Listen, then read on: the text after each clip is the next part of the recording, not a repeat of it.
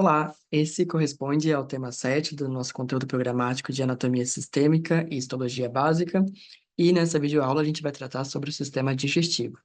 Como roteiro desta videoaula, a gente vai explorar sobre as generalidades do tubo digestivo, descrever a anatomia e histologia normal do tubo digestivo e a anatomia e histologia normal também das glândulas anexas ao tubo digestivo. O tubo digestivo, portanto, corresponde a esse conjunto de órgãos encarregados da digestão alimentar e da absorção desses alimentos. Esse tubo digestivo, portanto, ele se estende desde a boca até o ânus e ele se compõe por vários órgãos, sendo eles a boca propriamente dito, né, a cavidade bucal, a faringe, o esôfago, o estômago e o intestino delgado, com as suas três sub-regiões, que são o duodeno, o jejum e o íleo, e o intestino grosso, com os cólons ascendente, transverso e descendente, reto e ânus. E também se compõe pelas glândulas anexas, que são necessárias para o processo de digestão, sendo elas as glândulas salivares, o fígado e o pâncreas. A boca consiste na abertura inicial, então, do tubo digestivo, e ela se compõe, portanto, por uma cavidade que comunica esse tubo digestivo com o meio externo. Ela, portanto, é responsável por receber o alimento, lubrificar esse alimento e começar o processo de digestão química e física desses alimentos. A digestão física ocorre através da mastigação e a digestão química começa na boca, dada a presença na saliva de enzimas como a amilase salivar. Na boca, portanto, se destacam os dentes, que se compõem em duas arcadas, sendo uma arcada superior e uma arcada inferior, cada uma com 16 peças dentárias. Também temos a língua, que corresponde a esse conjunto de músculos que tem, portanto, a função de movimentar o bolo alimentar.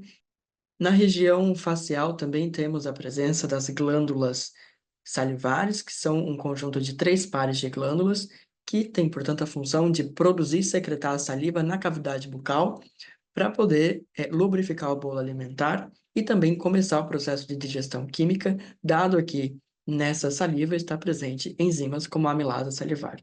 Esses três conjuntos de glândulas são as parótidas, que estão localizadas na região anterior ao ouvido, que drenam na cavidade bucal através de um conduto, denominado de conduto tisteno ou conduto parotídeo, as glândulas sublinguais e as glândulas submandibulares. De histologia básica, a gente pode destacar a histologia da língua, que se compõe por um epitélio plano estratificado não queratinizado e especializado, dado que ele tem esses botões gustativos que correspondem a regiões com presença de neurônios modificados, sensoriais, que recebem, portanto, os estímulos gustativos e encaminham para a região do cérebro. Então, portanto, na região da língua temos uma capa externa superficial, denominada de mucosa, uma capa profunda, a essa capa superficial denominada de submucosa, na qual a gente vai encontrar a presença de algumas glândulas também, e profundo a essa capa submucosa, a gente vai encontrar a capa muscular. A continuação da cavidade bucal, a gente tem a presença da faringe. A faringe, portanto, corresponde à entrada propriamente dita do tubo digestivo. Anatomicamente, ela se estende desde a base do osso occipital até a entrada posterior ao vestíbulo laríngeo. Anatomicamente, também ela pode ser dividida em três regiões, sendo a mais superior a nasofaringe, que comunica com a cavidade nasal através das coanas, a orofaringe, que corresponde, portanto, à região posterior da cavidade bucal e que recebe nessa região o bolo alimentar, e a hipofaringe ou laringofaringe, que corresponde à porção inferior da faringe e que está em íntima relação com a laringe. E mais inferiormente, ela se continua através do esôfago. Cabe destacar aqui a presença da epiglote, que consiste numa cartilagem que tem por finalidade direcionar o bolo alimentar para entrar corretamente no esôfago e, portanto, fechar o introito da traqueia com a finalidade de impedir a entrada desse bolo alimentar na região do trato respiratório. Portanto, o movimento deglutitório, uma vez realizado, empurra a cartilagem epiglótica para trás e para baixo, fechando, portanto, o vestíbulo laríngeo e impedindo a entrada desse conteúdo bucal no trato respiratório, direcionando, portanto, esse bolo alimentar para a região posterior que corresponde à entrada do esôfago. O esôfago, portanto, ele consiste em um órgão muscular oco que se estende desde a região inferior da faringe, portanto, a nível do pescoço, na região mais superior do pescoço, se estende através do tórax e ingressa na região abdominal, passando pelo hiato esofágico do diafragma, onde ele se continua através do estômago. Histologicamente, a partir do esôfago, o tubo digestivo vai adotar uma histologia bastante similar em todo o seu trajeto, consistindo numa histologia de 4 capas, sendo a mais luminal a capa mucosa, com presença de lâmina própria e uma capa muscular própria da mucosa, a capa submucosa, que pode ou não ter a presença de glândulas, e nessa capa submucosa vai existir o plexo de Meissner, que consiste num conjunto nervoso com a finalidade sensitiva para esse tubo digestivo. Externo à capa mucosa existe a capa muscular externa, que pode ser constituída por 2 ou 3 capas musculares, e nela vai estar presente o plexo de Auerbach, que consiste num plexo nervoso motor para o tubo digestivo. E a capa mais externa pode ser uma capa adventícia ou serosa, dependendo da região em que se encontra esse tubo digestivo. A histologia do esôfago, portanto, consiste num órgão muscular oco, na qual a gente pode observar a presença dessa região luminal, com uma capa mucosa, que consiste num epitélio plano estratificado não queratinizado. Profunda essa capa mucosa, a gente encontra a lâmina própria dessa capa mucosa e a capa muscular da mucosa. Na região externa, essa capa mucosa, a gente encontra, portanto, a região da submucosa, que pode ter presença de glândulas, dependendo da região em que se encontra o esôfago.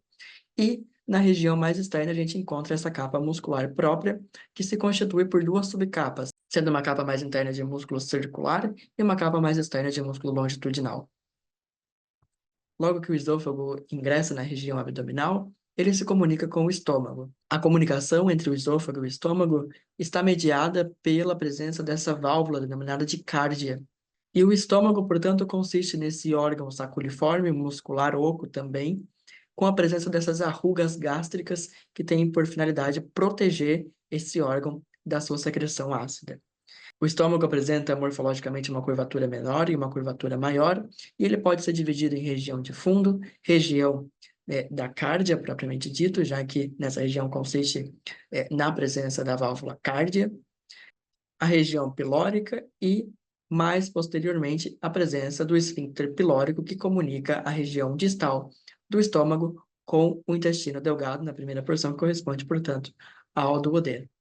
Histologicamente, o estômago apresenta 4 tipos de células que devem ser destacados, sendo elas as células mucosas, com a finalidade de produção de muco protetor para garantir a integridade da capa mucosa, as células parietais, que têm por finalidade a produção de ácido clorídrico, as células principais, cuja finalidade é a produção de pepsinógeno, a principal enzima gástrica, e as células endócrinas com a finalidade de produção de gastrina, que serve como um hormônio para sinalização digestiva. Cabe mencionar que o pepsinógeno ele é uma enzima inativada que é liberado pelas células principais para a luz estomacal, porém ele somente é ativado na presença de ácido clorídrico. Quer dizer, a presença de ácido clorídrico converte pepsinógeno em pepsina, que é, portanto, a forma ativa dessa enzima de degradação de proteínas.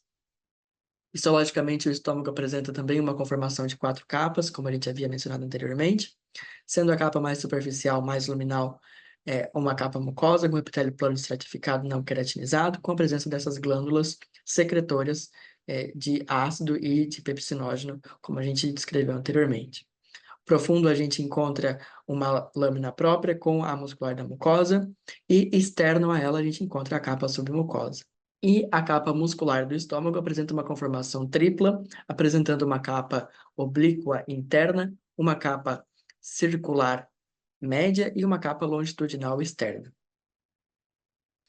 O intestino delgado consiste num conjunto de 3 órgãos, denominados duodeno, jejuno e ilho, sendo o duodeno a porção mais proximal desse intestino delgado, e que contém glândulas de secreção de caráter básico para conter a acidez gástrica na sua porção principal inicial, e essas glândulas se denominam glândulas de Brunner. O jejum corresponde à porção intermédia do intestino delgado e ele não apresenta características histológicas de relevância na capa mucosa, por exemplo, já que ele não tem glândulas nessa capa. E o ilho corresponde à porção distal do intestino delgado e ele se caracteriza pela presença de placas de Pear na capa submucosa. No intestino delgado é a região de absorção do conteúdo luminal, principalmente das substâncias nutritivas, e para que ocorra essa absorção, a gente vai ter a presença das vilosidades intestinais, que correspondem a essas projeções digitiformes para o interior da luz intestinal, com a finalidade de aumentar a superfície de contato do conteúdo luminal com as células absorptivas, que correspondem aos enterocitos. Essas células, denominadas de enterocitos, que são as células responsáveis pela absorção do conteúdo luminal, apresentam as denominadas microvilosidades, que correspondem a especializações da membrana apical para também aumentar a superfície de contato com o conteúdo luminal. O duodeno também apresenta uma conformação de mucosa, submucosa e muscular, e essa capa submucosa se caracteriza pela presença de múltiplas glândulas, como a gente pode observar nessa imagem, que corresponde às glândulas de Brunner. O jejum corresponde à porção intermédia do intestino delgado, também caracterizado pela presença de mucosa, submucosa e muscular, e a capa submucosa não apresenta grandes detalhes de interesse, já que não apresenta, por exemplo, as glândulas de Brunner que estão presentes no duodeno. Já a porção distal do intestino delgado corresponde à região do íleo, também caracterizado pela presença de mucosa, submucosa e muscular, e a região da submucosa está caracterizada pela presença das placas de Pear, que corresponde a tecido linfático associado a essa mucosa. Como a gente havia mencionado anteriormente, as vilosidades intestinais vão apresentar essas células denominadas de enterocitos, que, à sua vez, apresentam especializações de membrana denominadas de microvilosidades. É possível observar aqui, nessa região mais apical, a presença dessa bifase de tinção, que marca a presença nessa região, portanto, mais apical, das microvilosidades desses enterocitos, que corresponde a uma especialização da membrana apical para aumentar a superfície de contato dessas células com o conteúdo luminal. O intestino grosso corresponde à porção distal, terminal, do tubo digestivo. A sua porção mais proximal corresponde à porção do seco, que recebe o conteúdo do intestino delgado. E inferior ou distal ao seco está presente o apêndice vermiforme, que corresponde a uma pequena projeção dessa parede intestinal.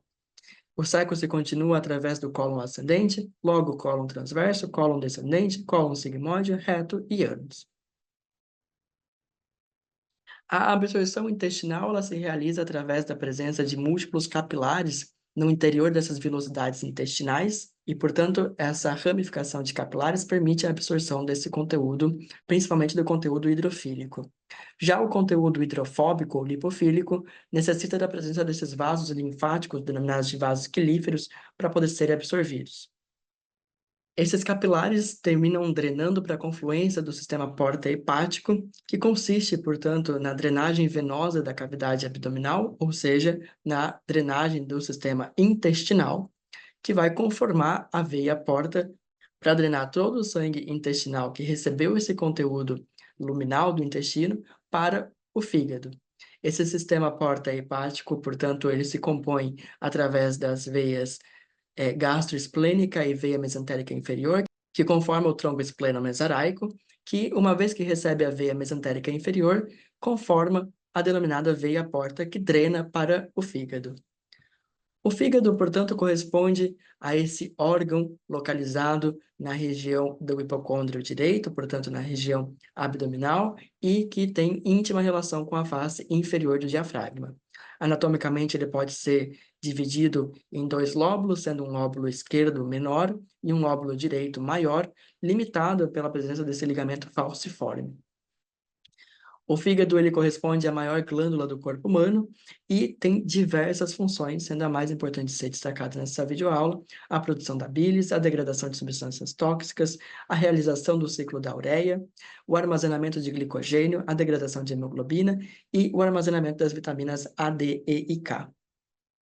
Por último, o pâncreas também corresponde a uma glândula pertencente majoritariamente ao tubo digestivo. Como a gente mencionou na aula passada, O pâncreas é uma glândula mista que tem função endócrina e exócrina, sendo sua função endócrina já descrita na aula passada relacionada com o controle da glicose sanguínea.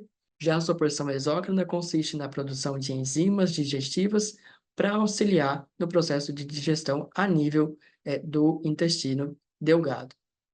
E com esse último slide, a gente finaliza essa pequena revisão de hoje. Ressalto que essa videoaula é apenas de caráter de revisão e que os conteúdos teóricos devem ser melhor trabalhados pelo aluno. Eu espero que tenha ficado claro. Qualquer dúvida, pode me mandar um e-mail. Nos vemos na próxima.